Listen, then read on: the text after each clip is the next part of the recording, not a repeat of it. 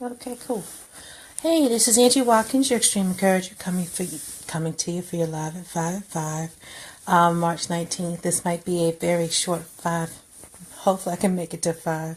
I'm not feeling my best, but I want to make sure I talk about the third part about giving lip service to our goals and our dreams. The whole point about why we don't have what we want in life. And so, there are another 3 words, and it's basically low inherent passion. So another LIP acronym. I like those. I like acronyms. So the whole point about the low inherent passion, you it's something that you're good at.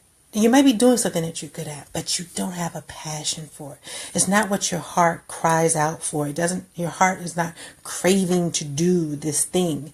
You're not interested in something but you're good at it.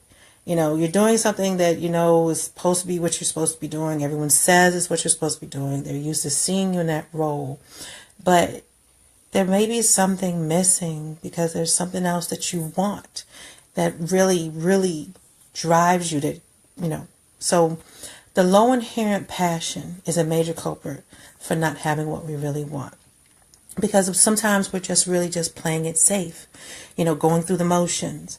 And sometimes you do have an interest, like I said before, but it's really not where, what gets you up in the morning. And, people are just used to you in that role, and you're used to them seeing you in that role, and you're afraid to do something else. So sometimes we just end up not really doing what we really, really want, because we just psych ourselves out. Because we just, we have too many things. Maybe life gets in the way, but life is always going to be there. Life actually should be the best part to make a way for us to actually not just give lip service to what we want, but help us to fulfill it. So one of the things, like I said, I'm going to be kind of short. Today, it's going to be probably 5. Close your eyes. If you're just somewhere, if you're driving, don't do it. But if you're somewhere where you can, simply just close your eyes for a moment and just think about what you really, really want to do. What makes your heart sing? What makes you get excited? What dream, because I'm going back to from the beginning. What dream is it that you had in your heart that you just really wanted to do? Before you put limitations on yourself, before you had other things, putting themselves in a priority in front of that. But what would you really, really want to do? If you just close your eyes and imagine, what would it be? And just think about, can you picture what it is, where you might be, who you might be talking to, what you might be doing? Is your heart beating fast because it's a bit scary, just kind of thinking about it? Because actually what you really want to do, what your dreams are, is going to be kind of scary. But it's okay. But I will just think about it as you're still, in your spot. What's really stopping you from doing what your heart really wants? Even if it's like a huge, huge dream, a huge passion, is there any way that you can grasp onto a piece of it? Just one element. Even if it's like, say if you wanted to be a musician and you just like, oh, time passed me by, but you could actually join a local band and do something, or maybe you wanted to be a singer, you could join a choir, something that you can get still a piece of what your dream is.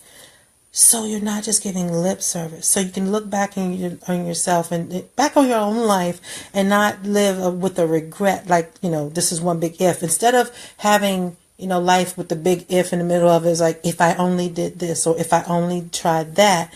It's why I'm like, if I hadn't done this, this wouldn't have happened. And that's a better reflection that you want to have as opposed to what if. Not instead of, because I did that, this was pretty cool. And if I hadn't done that, this wouldn't have happened. It's a different type of conversation. It's a different type of focus. But the main thing is, if you have low inherent passion for what you're doing, own up to it. Face it. Don't just try to keep manufacturing a feeling that doesn't exist for it. But talk about it. Figure out what it is that you can do to make what you want better. Because we all have times when we have low inherent passion. We all have times where we wish we had the courage to do something to change what we're doing. Because actually think about it. Even where you are right now took courage to get there. Whether it's a job you applied for, someone you had to speak with and open your mouth to talk with. You had to have the courage to have the interview. You had the courage to go out and try something. You know, you're about to go and do maybe a marathon or a 5K or something else that's going to be exerting. You had the courage to give it a shot. Each bit of courage, and I see a bit of courage. Every piece of courage you extend for yourself to live out what you want, to be true to yourself, to give yourself what your heart desires, is an awesome, awesome step. And you should applaud yourself for it. And if you're doing something where you really have a low inherent passion for it, and you're giving lip service to other parts of your dreams, take time to think about it. And think about how you can get a piece of it. A piece of what your true dream is, and live it. So you don't live a life with regret, but you actually just live a life of celebration. So, like I said, this is definitely going to be a 5. I think I basically gluten myself. So that's another thing. You may have a lot of passion for stuff. If you make a mistake sometimes with food and things like that, it can actually slow things down and undermine what you are passionate about. So, until next time, this is Anggie Watkins, your extreme encourager. Again, stop giving lip service to your dreams. So, again, don't put limits on your possibility, because that's lip service. Don't lack giving things intentional priority. Again, lip service. And if you have low inherent passion for something, just stop. Figure out what your passion is for and go for what you want. Figure out a plan, bit by bit, step by step. I understand that we all have responsibilities and things like that we have to take care of. But nothing says you can't have a piece of what your heart desires to make everything else just added to that joy that you share for your life. So again, Anggie Watkins, if you want to talk to me about how you can figure out how to stop giving lip service to your life, you can just always send me an email, arwatkins@rashimatrix.com, or click on the Facebook page where it says sign up. We can schedule time to have a chit chat. All right, till next time, have a great rest of the week, and I'll see you next Monday.